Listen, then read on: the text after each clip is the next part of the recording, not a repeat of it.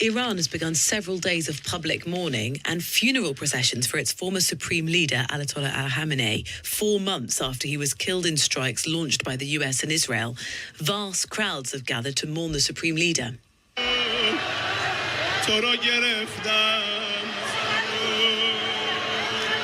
Well, joining us is Tallha Abdulrazaq, a writer and academic who studies Iranian politics. Tallha, good morning. Good morning to you. It has been 4 months since the Supreme Leader was killed, along with also other members of his family. Why has it taken so long for proceedings like this to take place? Simply put, in my view, it's fear. In Islamic custom and law, when a Muslim is killed or even dies naturally or whatever causes, he or she is buried within the day usually, unless there's a very, very good reason, like just say, for example, post-mortem examinations and so on. That doesn't take 4 months, and there was no need for a post-mortem examination in this case because we all know how he died and why he died. So it's obvious that, they held back all this time because they wanted to be sure that they were A, going to win the war. B, they wanted to see if they could use it as a kind of a spectacle, because look, Iran loves nothing more than a bit of theater, and they're using this as an opportunity to kind of, although it's mournful in its character, that very much is in alignment with the Shia Muslim faith that Ayatollah Khamenei represented. But they're also using it as a kind of a victory lap, saying, look, not only are we going to hold this massive funeral procession in Iran, we're going to take it next door into Iraq. And in Iraq, the state may be friendly to Iran, but there are millions and millions of Sunni Arabs, Sunni Kurds especially, even amongst the Shia, who absolutely despise this man because of what he did to their country through Shia militias, death squads, and so on. So it's not a very good look for Iran, even though they think it may actually be a kind of a victory lap for them. It just shows that they were too afraid to do anything about their supreme leader, to bury him in a timely manner and according to Islamic custom, because they were afraid that the funeral procession in Tehran would have been struck again and killing other officials. Yeah, so they are trying to balance the sort of very real potential security risks with also using this, as you sort of say, as like a stage, because Tehran's, I should say, pro-regime mayor has said publicly they're expecting crowds of up to 20 million. I mean, it's going to be very difficult to get an accurate handling of numbers, but they will want a mass outpouring of people who are prepared to publicly say they're supportive of the Supreme Leader and therefore mourning. Yeah, absolutely. I mean, this is, if not a totalitarian, it's a near-totalitarian state. And people are also going to be conscious of the fact that, we better turn up, otherwise the intelligence services are going to take note of who didn't turn up. And particularly when we're looking at the Iranian opposition, obviously they're disparate groups. Some of them are monarchists, some of them are communists, some of them are democratic.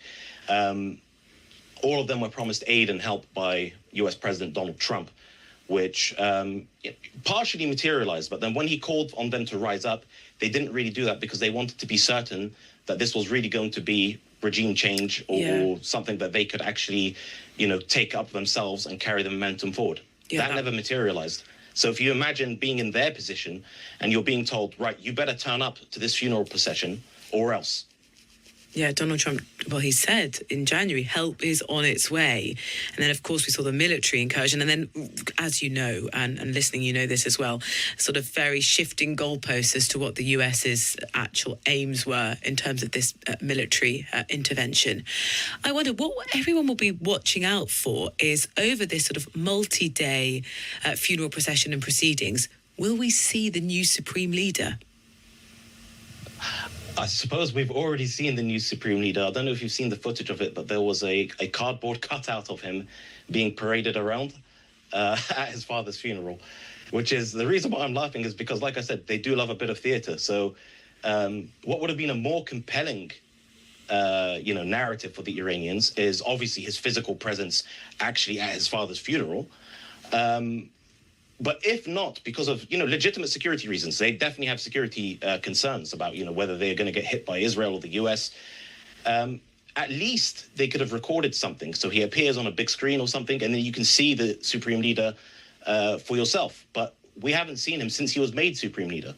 So what I suspect is that either he is seriously disfigured, as Trump said he was, or he's just absolutely terrified of making a public appearance.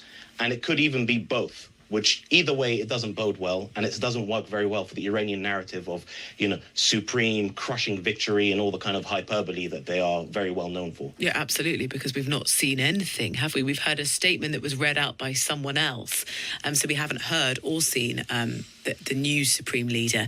Just finally, the perspective of the Iranians who in January were prepared to go out on the street, even when that meant coming face to face with open gunfire.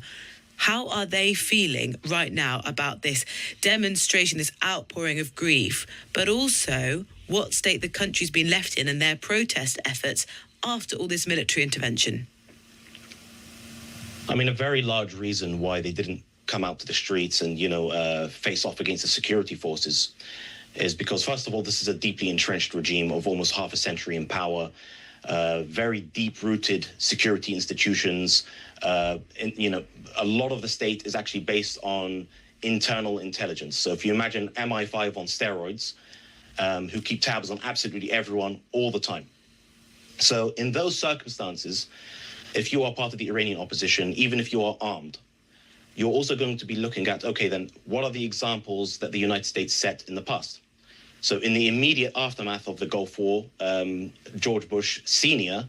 told the Shia in the South to rise up against Iraq, Saddam Hussein, and we'll stand by you.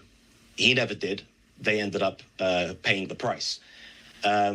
More recent history, you had President Joe Biden abandoning the Afghans who collaborated with the U.S. and the occupation and the Islamic Republic of Afghanistan, as opposed to the Islamic Emirate today.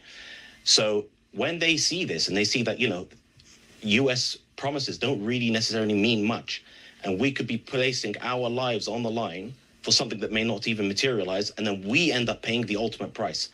Is it worth it? Probably not. Thank you so much for your time, Tallha Abdulrazaq. It's been brilliant to just understand a bit more of the dynamics going on as that funeral procession gets underway.